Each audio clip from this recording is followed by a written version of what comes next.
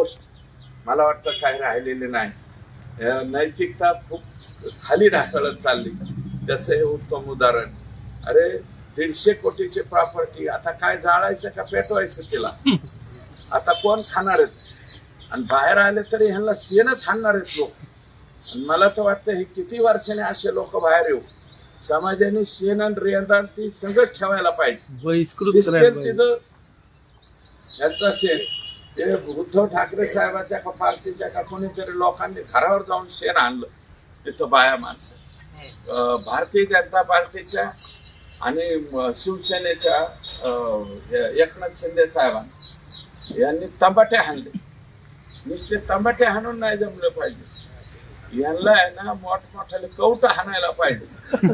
तंबाट्याने काय व्हायचं नाही. कवटाने यांची डोके फुटतील असं. आणि एकदा कवाड जर पाठाडात बसलं